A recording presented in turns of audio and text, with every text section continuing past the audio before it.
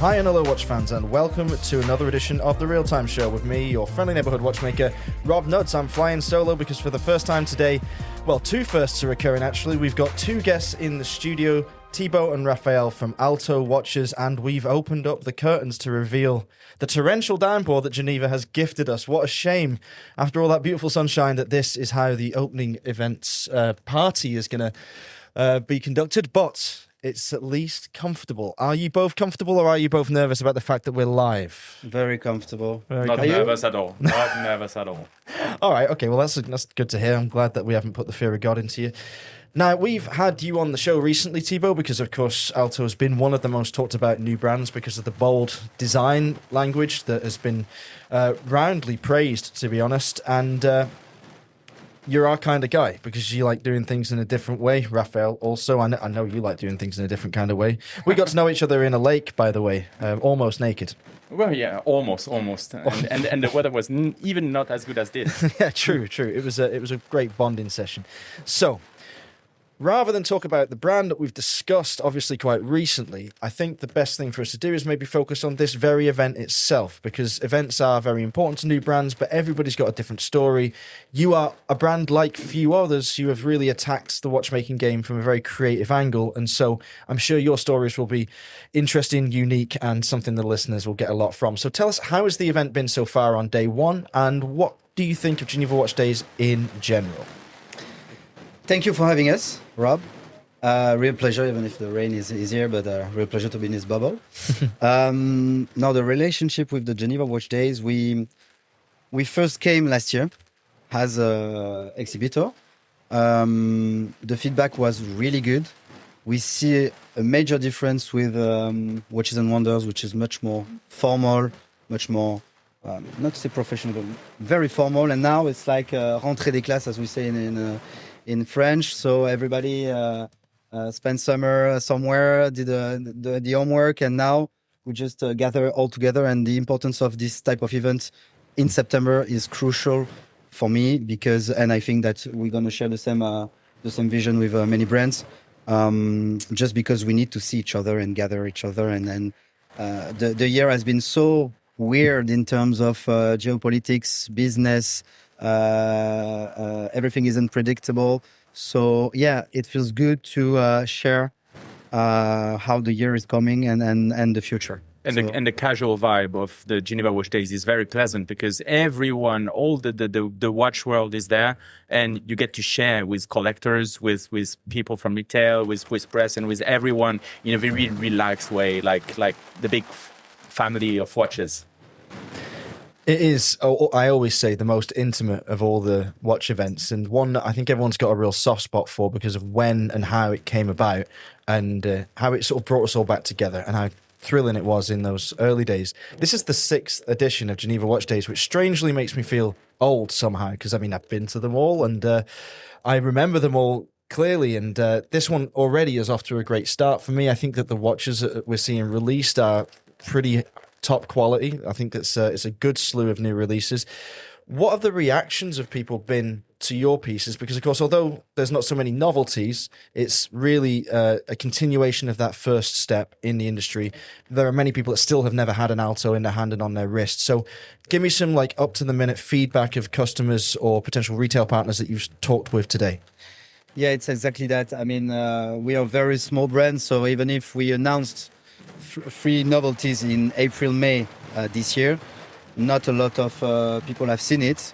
Many journalists, some collectors, but not retailers, not a lot of retailers. So we catch up with them now. We spoke during summer, so it's very important. And we still continue to be unknown for a lot of people. Yeah. So it's good. It's just the continuation of showing who we are, explaining who we are, counting the story, and counting also what's next, what's the future, and yeah, we're really focused for this event and for this edition to the business part and the retail strategy. Okay, so that is interesting because I want to know more about that, because your price point is, where do you start? What's the entry point? It's the monochrome editions are 25k. Okay, I'm speaking CHF euro. Well, yeah, 25k. The gold edition is 61k. And not talking about next, but we are into this. Okay. So obviously they're not entry-level pieces, let's say themselves. They're a luxury price tag for a luxury product. But is there, within that price, enough space to work with retailers in a traditional manner? Because, you know, a lot of people looking from the outside in, they'll say 25 grand. Oh, obviously, like, you know, there's a massive margin. But you know very well from having done it up close and personal that making watches like this that haven't been made before and not in this way, it's extremely costly. And there is rarely money. And there's a lot of failures along the way, right? This is one thing that people... I think sometimes you go on blogs and magazines around the world, you see the comment section criticizing a price for whatever reason. They don't see the thousands of failures and the attempts and the research and development and the sleepless nights that you're up scribbling away at a desk. That's probably what you do most nights, Raphael, I imagine. Maybe Shirtless in a dressing gown, as we know. but maybe we're a bit better prepared than others in the way that I used to work for Audemars Piguet during 5 years. I wasn't in the commercial side, I was in the marketing and communication side, but I was in contact with the retailers, with the clientele. So I knew the mechanism. Even if it's 10 years ago, it hasn't changed a lot. So maybe I'm a bit more prepared than others. But still, it's tough. It's tough to have your direct consumption, the retail part, some distributors, agents. There's so many ways to sell your watches. The most important thing for us this year is that we received, since we launched those 3 editions, limited, we received a lot of demands from different regions in the world. And we're like, yeah, but I'm in France. He's in Switzerland. He's from Australia, he's from Saudi Arabia, from the US, from Argentina. And we cannot get the chance to meet them personally within the next days to show the products. Because people are interested. People talk about it, but they need to feel it and to see it. And it's important to have events like this, and also to prepare to have physical presence of the watches in different regions. So that's where we're heading. Because it's a watch which is so different from most of the watches on the market. It's not like a round 38 millimeter watch. I mean, the volume is very particular, and people want to see the watch. So the idea also of having partners everywhere is like for people to get to see the watch. Okay, so we just made an announcement yesterday or 2 days ago about our very first retail partner in Saudi Arabia. Congratulations! So it's the first milestone for the brand, and now we have presence there. So people from Saudi Arabia can come to the retailer to see the watches, to feel it. And I've been there 2 months ago to prepare that. So let's talk some numbers. Are the pieces limited to a strict amount? Yep. What's the limitation? So for the monochrome editions, it's 30 pieces grey, 30 pieces black. And for the gold Falcon Eye edition, it's 12 pieces. Okay. So and the first edition was 25 pieces last year. That's not even 100 pieces in total, 97 pieces in total. If I may have added that up wrong, but it's not a huge volume. So there literally aren't many of these pieces in the world. So we're not talking about a retail network of 100 points of sale. Of course. We're maybe talking one representative per continent, that kind of thing. That's the idea. Okay, that's the idea. All right. And so that means you got around 100 pieces in action or existence or having sold already.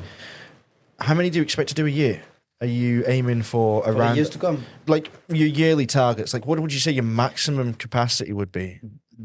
The idea is to stay around this figure for next year. Okay.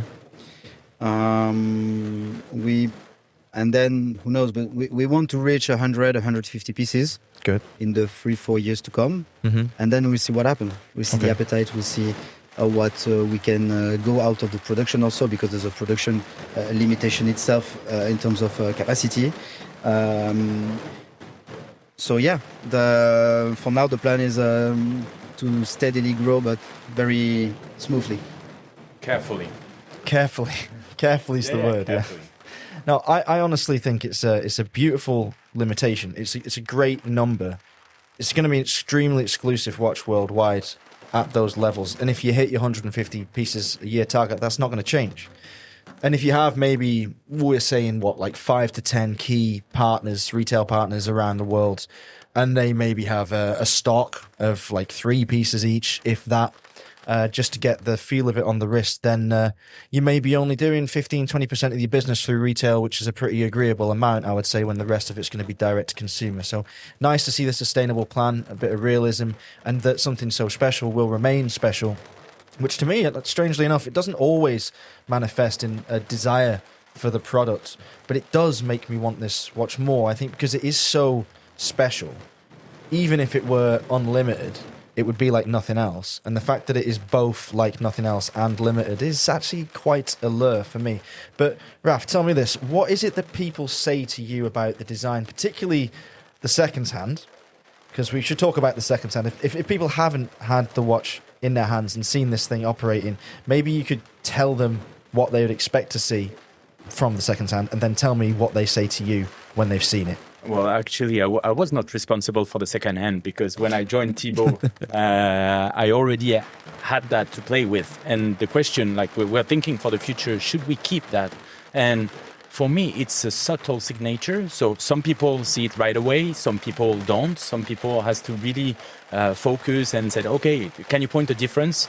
Oh, yeah, right. Some people find it dysfunctional, very few of them, because the main feedback is that it's a very nice touch and very subtle touch, and it does not disturb the legibility of time. I mean, you can still easily, from the first sight, read the time and say, okay, it's 4:30, and you never say it's 4:30 and 27 seconds.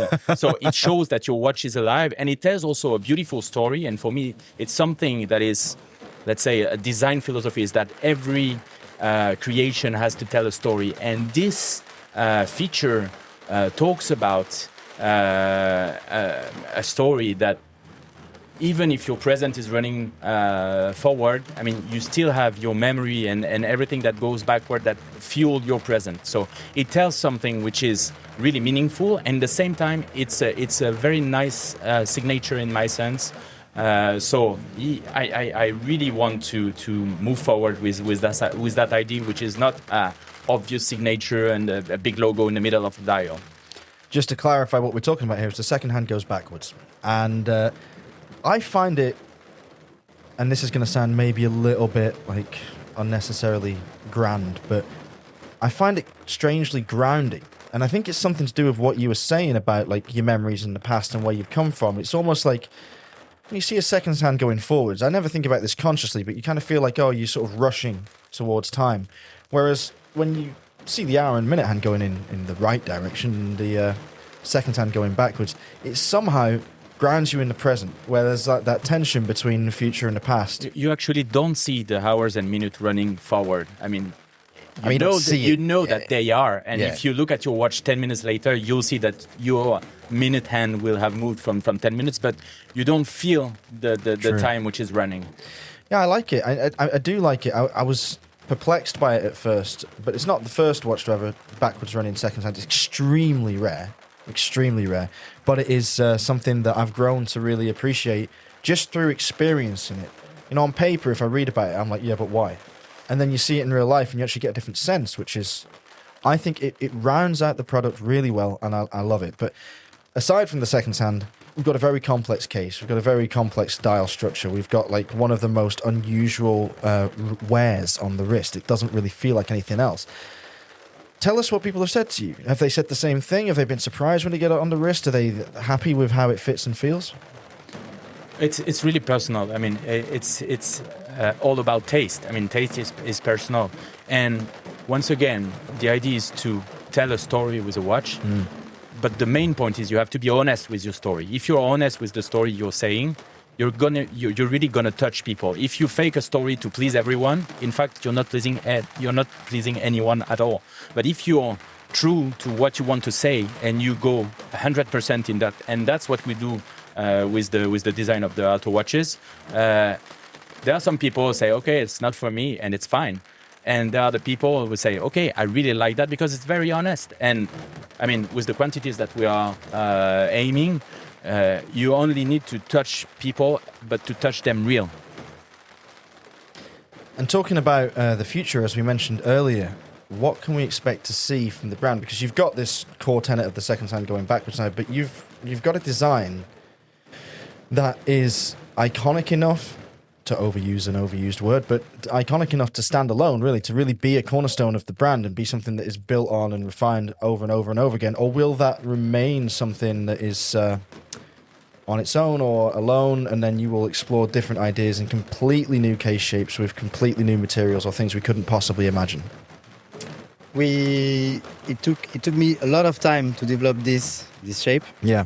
So we're gonna stay with this shape, but play around the ergonomy, the sizes, the dimensions in the future. We are thinking and developing, more than thinking, developing actually a smaller size with a metal bracelet that is going to be released hopefully next year at Geneva Watch Days.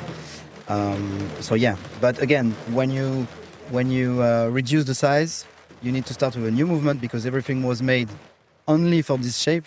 So you need to start over basically in terms of movement. So it's like a new project, a new baby, but we're pretty confident that it's going to be exciting. But if you, I mean, going back to what you were saying, it's like, okay, are you starting over completely, or are you just working and playing with the same rules, basically? It's always the question that you have to ask yourselves when you work on a strong aesthetic. I mean, I used to work and to design watches for Cartier for 12 years, and here the purpose is like you take an aesthetic that is 100 years old, and you basically have to reinvent it to project it into the future. And here, the piece is only 1 year old, but still, it's a very strong DNA that you have to play with. And the questions are, what do I keep? What is essential to the DNA and what really belongs to Alto? What should move or evolve to go in the smaller size? And what could be changed completely? So it's the question of where do you put the balance between keeping the aesthetic and changing it to making it evolve to propose novelty. So you have to stay close enough to be true to who you are, but then you have to propose something new. And it's not just, okay, I take the size and just 88% down. It doesn't work like this, because then the proportions feels different, the thickness feels different. So it's a very fine work. It's an amazing game. An amazing game. That's a great way to put it. That's really what we should put the subtitle of Watchmaking the Industry as when they make a movie about it in Hollywood. One last quick question before you go, because I know that the meetings are not yet done for the day, even though 6 o'clock is racing upon us. Where can people see the watches at events later on this year if they've not seen them already? Will you be at Dubai Watch Week? Will you be anywhere else? Will be visible in Dubai Watch Week. There might be an event in India just after Dubai Watch Week that we will attend. We are in New York during the weekend of Watch Time, New York, in October. Yeah, that's 17, 18, something like That's that. exactly right, yeah. So, and then before the end of the year, I think that's it. Well, that's a few opportunities, right? Yeah. Okay, well, everybody has heard where they can see Alto, and we advise that you do see them because they are an absolutely fantastic up-and-coming brand doing something like no one else. Like, subscribe, follow, and catch up with us tomorrow live from Geneva Watch Days.